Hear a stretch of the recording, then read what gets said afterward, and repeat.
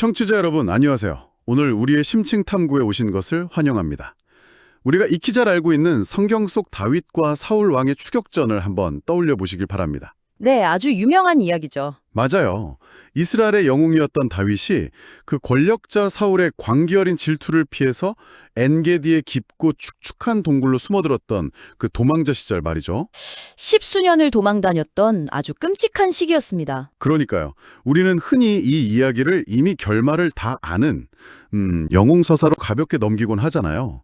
결국 다윗이 이스라엘의 위대한 왕이 되잖아 하면서요. 네, 결과만 보면 해피엔딩이니까요. 하지만 결말을 모른 채 그 캄캄한 동굴 한가운데 갇혀 있었던 인간 다윗의 심리 상태를 현미경으로 들여다보면 이야기는 완전히 달라집니다. 완전히 다른 차원의 이야기가 되죠. 오늘 우리의 미션은 명확합니다. 빛 한 줌 들어오지 않는 물리적인 굴 속, 그리고 배신과 생명의 위협이라는 심리적인 블랙홀 속에서 인간의 영혼은 어떻게 무너지지 않는가? 오히려 찬양과 희망을 만들어내잖아요. 맞습니다. 어떻게 그런 기적적인 결과물을 만들어내는가? 이 흥미로운 심리적 신학적 메커니즘을 오늘 성경의 시편 57편 기록을 통해 철저하게 해부해 보겠습니다. 자, 이거부터 풀어보죠. 당장 사울의 군대가 동굴 밖을 수색하고 있는 이 숨막히는 시점으로 바로 들어가 봅시다. 이 시편 57편이 기록된 배경을 분석할 때 가장 먼저 주목해야 할 것은 물리적인 단절감입니다. 단절감이요? 네, 사해 서쪽에 위치한 엔게디 지역의 동굴들은 그 미로처럼 엄청 복잡하고 깊거든요. 그곳에 숨어 있다는 것은 세상의 모든 정상적인 삶의 소음이 차단된 일종의 극단적인 감각 차단실에 들어간 것과 같습니다. 와, 상상만 해도 숨이 막히네요. 그렇죠. 그런데 이 성경을 면밀히 살펴보면 이 극한의 공포를 다루는 시편 57편의 언어들이 역설적이게도 이례적으로 밝고 확신에 차 있다는 걸 알 수 있습니다. 진짜 신기하네요. 심지어 우주적인 스케일의 찬송으로 터져나온다는 점을 발견할 수 있어요. 십수년을 억울한 도망자로 살면서 가장 어두운 밑바닥에 도달한 순간에 성경 전체를 통틀어 가장 찬란한 언어가 튀어나온 겁니다. 아, 바로 그 지점이 오늘 우리가 집중해야 할 미스터리네요. 사실 동굴이라는 물리적 공간보다 더 끔찍한 건 다윗이 겪고 있던 극심한 인간적 배신감이었을 겁니다. 배신감이 가장 컸겠죠. 성경의 표현을 빌리자면 다윗은 자신을 쫓는 사람들을 사자라고 부릅니다. 그리고 그들의 혀, 즉 자신을 향해 내뱉는 말들을 날카로운 칼과 창에 비유하죠. 아주 섬뜩한 비유입니다. 이건 단순히 전쟁터에서 칼을 든 적군을 묘사하는 게 아니잖아요. 내가 어제까지 목숨 걸고 지켜줬던 동족들, 가장 믿었던 측근들이 하루아침에 나를 찢어 죽이려는 포식자로 돌변한 상황을 묘사한 거란 말이죠. 네, 어제까지의 동료가 맹수가 된 거죠. 현대적으로 비유하자면 이건 마치 세상에서 가장 안전하다고 믿고 누워있던 내 침실이 사실은 언제 터질지 모르는 지뢰밭이었고 내게 가장 다정하게 굴었던 사람들의 입에서 날아오는 말들이 내 심장을 겨누는 스나이퍼의 총알이었음을 깨달은 상황 아닐까요? 와, 정말 정확하고 무서운 비유네요. 심리학에서 말하는 인지 부조화가 가장 극단적으로 일어난 상태라고 볼 수 있죠. 여기서 흥미로운 점은 네, 어떤 점인가요? 인간은 기본적으로 자신이 속한 공동체나 관계망이 자신을 보호해줄 것이라는 전제하에 살아간다는 겁니다. 그런데 그 보호자가 포식자로 돌변할 때 인간의 뇌는 극심한 혼란을 겪으며 세상을 인식하는 틀 자체가 완전히 붕괴해버립니다. 아, 뇌 회로가 타버리는 느낌이겠네요. 맞아요. 사람에 대한 절대적인 환멸. 세상에서 제일 무서운 것이 결국 짐승이 아니라 사람이라는 뼈저린 깨달음이 다윗을 덮친 겁니다. 사람에게 질려버린 거군요. 생존을 위해 의지했던 모든 인간적인 관계와 계산법의 신뢰도가 제로, 아니 마이너스로 곤두박질 친 상황인 거죠. 그렇게 모든 권력과 사람들이 자신을 등진 이 막막한 상황에서 어떻게 다윗은 완전히 무너지지 않고 버틸 수 있었을까요? 사람은 보통 이런 안전망이 끊어지면 완전히 미쳐서 파괴적으로 변하거나 아니면 현실을 부정하고 웅크려버리잖아요. 네, 보통은 둘 중 하나의 길을 가죠. 그런데 다윗은 성경에서 하나님이여 내게 은혜를 베푸소서 내 영혼이 주께로 피하되 주의 날개 그늘 아래에서 이 재앙들이 지나기까지 피하리이다 라고 외칩니다. 아주 유명한 고백이죠. 인간에 대한 절대적인 절망이 오히려 그의 시선을 아주 본질적이고 초월적인 방향으로 강제로 틀어버린 느낌이에요. 정확합니다. 인간이라는 지지대가 완전히 박살났기 때문에 역설적으로 그 파편들 너머에 있는 절대적인 존재, 즉 하나님만을 보게 된 메커니즘입니다. 아, 파편들 너머를 보게 되었다. 다윗이 하나님이여 나를 긍휼히 여기소서라고 2번이나 반복해서 부르짖는 이 성경의 구절은 결코 안락한 상태에서 드리는 종교적인 명상이 아닙니다. 그렇게 평화로운 상황이 아니었으니까요. 인간의 연약함과 부패함, 그리고 그로 인한 상처를 뼛속까지 경험하고 나니 이제 남은 유일한 논리적이고 생존 가능한 피난처가 억울한 자를 불쌍히 여기시는 하나님 한 분뿐이라는 아주 철저한 생존 본능적 깨달음인 것이죠. 내게는 오직 하나님밖에 없다는 극한의 압박감이 작용한 거군요. 맞아요. 그 압박감이 다윗의 내면에 있던 불순물들을 다 태워버리고 아주 순도 높은 신뢰만을 남긴 겁니다. 하지만 솔직히 청취자 여러분의 입장에서 이 신뢰라는 단어가 너무 아름답게만 포장된 건 아닌지 의심해 볼 필요가 있습니다. 어떤 부분에서요? 주의 날개 그늘 아래에서 이 재앙이 지나가기까지 피하겠다라는 다윗의 선언 말입니다. 이거 듣기에 따라서는 엄청난 현실 도피처럼 들리거든요. 현실 도피요? 네, 동굴 밖에는 날 죽이려는 군대가 쫙 깔려 있는데 동굴 구석에 숨어서 하나님 날개 아래 숨어 있으면 이 재앙이 언젠가 지나가겠지? 라고 생각하는 건 그냥 겁에 질린 사람이 아무것도 안 하면서 막연하게 기적이 일어나길 바라는 아주 수동적인 태도 아닌가요? 겉으로만 보면 종교적인 언어로 포장된 회피나 무기력증으로 오해하기 딱 좋은 대목이긴 합니다. 네, 그렇게 보일 수 있죠. 하지만 다윗의 과거 행적과 이 성경 시편이 쓰인 전체적인 맥락을 살펴보면 이것이 결코 수동적인 요행을 바라는 것이 아님을 알 수 있습니다. 아, 요행이 아니다. 다윗은 이 시점까지 오면서 이미 수많은 사선을 넘었습니다. 미친 척을 하며 적국의 왕 앞에서 침을 흘리며 살아남은 적도 있었죠. 아, 성경에 그런 내용도 있었죠. 맞아요. 즉, 다윗의 이 고백은 아무것도 해본 적 없는 사람의 막연한 기대가 아니라 십수년의 도망자 생활 동안 실제로 벼랑 끝에서 자신을 건져내셨던 하나님의 개입을 무수히 경험하며 쌓아온 실증적인 데이터의 결과물입니다. 와, 그동안 축적된 생존의 데이터베이스를 바탕으로 계산된 가장 능동적이고 확실한 전략이라는 거군요. 바로 그겁니다. 성경에 기록된 그 굴 속에서의 사건이 그 사실을 가장 완벽하게 증명합니다. 동굴 안에서 무슨 일이 있었죠? 다윗과 부하들이 캄캄한 굴 안쪽에 숨어 있는데 놀랍게도 다윗을 죽이려고 혈안이 되어 있던 사울 왕이 무방비 상태로 혼자 그 굴로 들어옵니다. 원수가 제 발로 들어온 거네요. 네. 그리고는 다윗의 코앞에서 잠이 들어버리죠. 다윗의 부하들은 흥분해서 속삭였을 겁니다. 이건 하나님이 주신 완벽한 기회다. 단칼을 찌르고 이 지긋지긋한 도망자 생활을 끝내자. 당연하죠. 그건 지극히 상식적이고 효율적인 인간의 계산법 아닙니까? 그렇죠. 저 같아도 무조건 찔렀을 겁니다. 이건 뭐 하늘이 내린 기회잖아요. 현대로 치면 이런 거 아닐까요? 나를 매일같이 괴롭히고 내 커리어를 망치려던 악질 직장 상사가 있는데 네, 직장 상사. 어느 날 그 상사가 횡령을 하거나 회사에 엄청난 손해를 끼친 결정적인 증거 이메일을 저한테 실수로 참조로 보낸 겁니다. 심지어 본인은 보낸 줄도 모르고 퇴근해서 쿨쿨 자고 있어요. 와, 상상만 해도 통쾌하네요. 99%의 직장인이라면 그 이메일을 그 즉시 사장님이나 인사팀에 포워딩해서 그 상사를 날려버릴 겁니다. 이건 정의구현이다 하면서요. 아주 적절하고 생생한 비유입니다.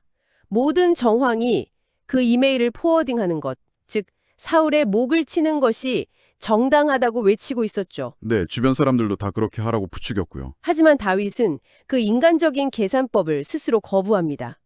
부하들을 제지하고 그저 사울의 겉옷자락만 조용히 베어냅니다. 도대체 왜 그런 비상식적인 결정을 내린 거죠? 다윗이 왜 이런 결정을 내렸는지 이해하려면 성경 시편 57편 3절에 등장하는 핵심 개념을 봐야 합니다. 하나님이 그의 인자와 진리를 보내시리로다. 인자와 진리요. 여기서 인자와 진리는 히브리어 원어로 헤세드와 에메트입니다. 헤세드와 에메트. 단순히 종교적인 좋은 말들처럼 들리는데요. 정확히 어떤 의미입니까? 헤세드는 단순한 감정적 동정이 아니라 언약에 기반한 절대적인 충성심과 사랑을 뜻합니다. 절대적인 충성심. 그리고 에메트는 흔들리지 않는 객관적 현실, 즉 진리를 의미하죠. 다윗은 자신의 구원이 우연히 굴러들어온 이메일 같은 얄팍한 기회나 자신이 누군가를 배신하고 찌르는 폭력적인 방식에서 올 수 없다는 것을 알았습니다. 아, 인간적인 술수가 아니라는 걸 알았던 거군요. 망가진 세상의 방식, 즉 폭력과 배신이라는 도구를 사용해서 내 삶의 억울함을 해결하려 들면 결국 나 자신도 그 망가진 시스템의 일부가 되어버릴 뿐이라는 걸 간파한 겁니다. 그건 정말 소름 돋는 통찰이네요. 그래서 다윗은 철저하게 하나님의 헤세드와 에메트, 즉 하나님의 변함없는 충실하심과 객관적이고 완벽한 통치 원리에 자신의 운명을 내던진 겁니다. 우리가 훗날 성경에서 예수님이 십자가에서 보여주신 그 사랑의 원리와도 궤를 같이 하는 거죠. 와, 그건 정말 엄청난 통제력과 영적인 시야네요. 나를 죽이려는 원수의 목숨이 내 칼 끝에 있는데 내 손으로 피를 묻히지 않고 그 칼을 다시 거둔다.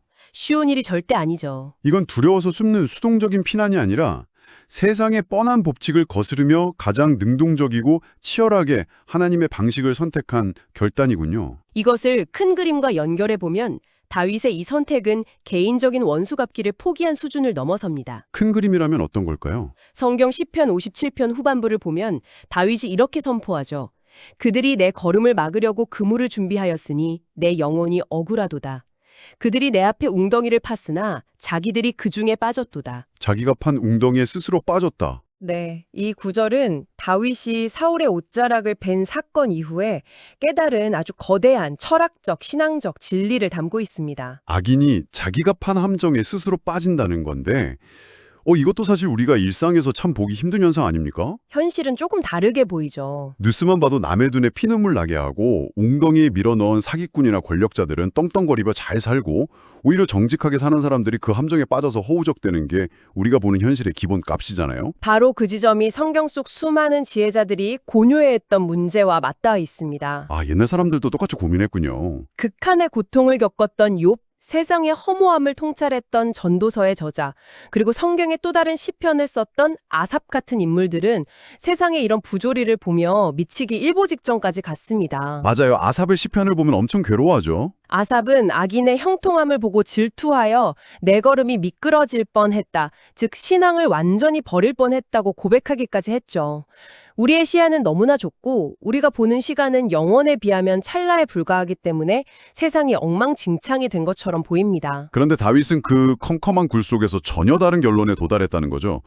내가 파놓지도 않은 웅덩이에 빠져서 질식하기 직전인데 어떻게 악인들이 스스로 함정에 빠질 것이다라는 통찰을 얻어낼 수 있었던 걸까요? 다윗은 사울의 굴 속으로 제 발로 걸어 들어오는 그 기가 막힌 장면을 목격하면서 이 세상의 부조리라는 안개 너머에 있는 거대한 구조물을 본 겁니다. 거대한 구조물이요? 아무리 악인들이 치밀하게 그물을 짜고 함정을 파도 결국 그 모든 악의적인 계획들조차 우주를 다스리시는 하나님의 의롭고 완벽한 통치 아래에서는 스스로 자멸하는 도구로 전락하고 만다는 사실을요. 와, 여기서 정말 흥미로워지는 부분은 바로 이겁니다. 다윗을 지탱하게 한 건 언젠가 내가 왕이 될 거야라는 헛된 야망이나 자기 위안이 아니었군요. 네, 그런 얄팍한 자기 최면이 아니었습니다. 자신의 이 한심하고 꼬여버린 삶의 한가운데서도 하나님의 선한 통치는 완벽하게 작동하고 있다는 사실을 발견했기 때문이네요. 정확합니다. 그 압도적인 현실을 두 눈으로 확인했기 때문이죠. 여기서 정말 소름이 돋는 부분은 다윗의 다음 반응입니다. 이런 거대한 진리를 깨달은 인간이 동굴 속에서 도대체 무슨 짓을 하는가? 아주 드라마틱한 장면이 나옵니다. 제가 청취자 여러분을 대신해서 성경의 이 놀라운 구절을 인용해 보겠습니다. 하나님이여 내 마음이 확정되었고 내 마음이 확정되었사오니 내가 노래하고 내가 찬송하리이다. 내 영광아 낄지어다. 비파와 수구마 깰지어다. 내가 새벽을 깨우리로다. 정말 아름다운 시입니다. 이 구절을 가만히 묵상해 보면 숨막히는 동굴 안의 공기가 갑자기 팽창하면서 우주로 뻗어나가는 듯한 느낌이 듭니다. 공감합니다. 그런데 여기서 내 영광아 낄지어다라는 표현이 너무 독특해요. 저는 이 성경 구절을 읽을 때마다 다윗이 극심한 공포와 배신감 때문에 거의 공황발작 직전까지 갔다가 자기 영혼의 멱살을 움켜쥐고 미친 듯이 흔들면서 스스로를 일깨우는 양면이 연상되거든요. 아, 영혼의 멱살을 잡는다. 정신 차려, 내 안에 가장 깊은 본질아, 깨어나라, 이런 식으로요. 텍스트상으로 이게 정확히 어떤 메커니즘이 작동한 건가요? 아주 예리한 심리학적 접근입니다.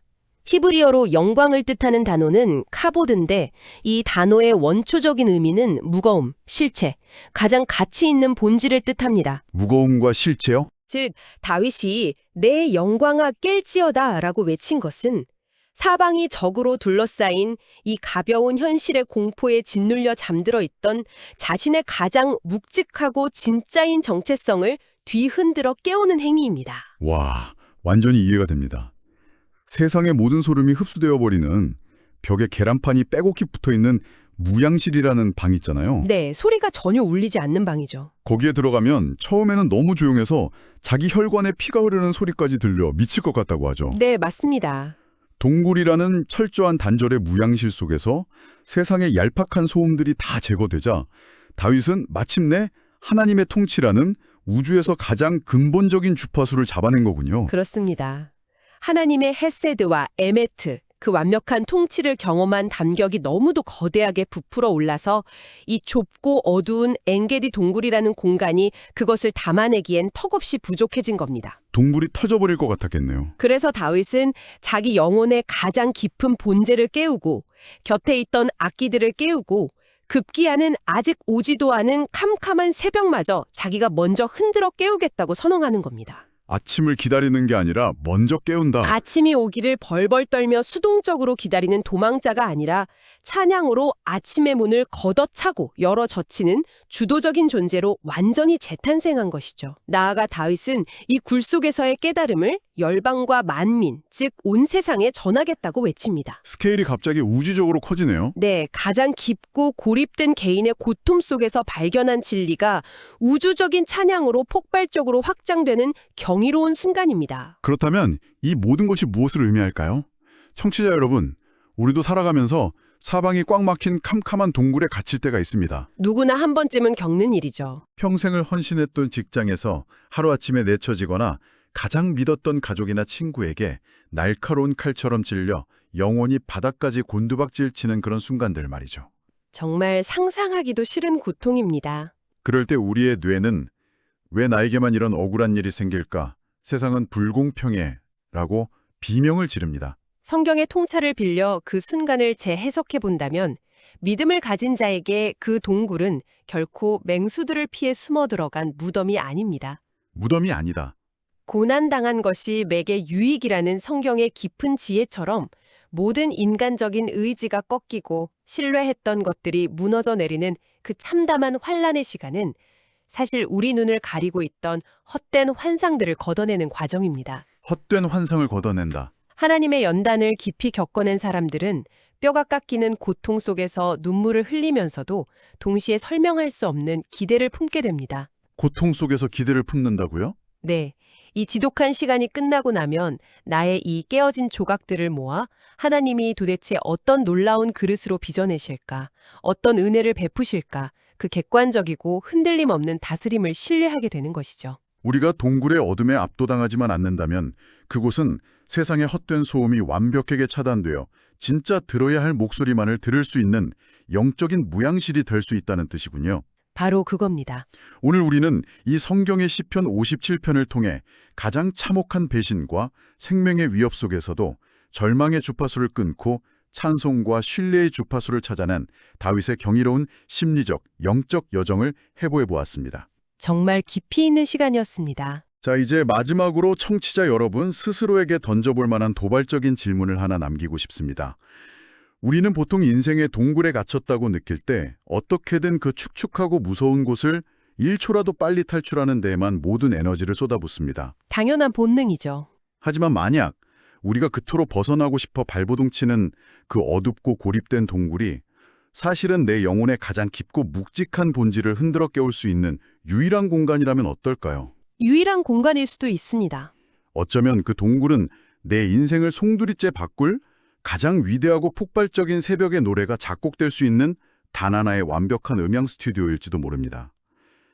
당신은 지금 당신이 갇혀있는 그 동굴 안에서 나를 찢으려는 밖의 맹수들의 소리에 귀를 기울이고 계십니까?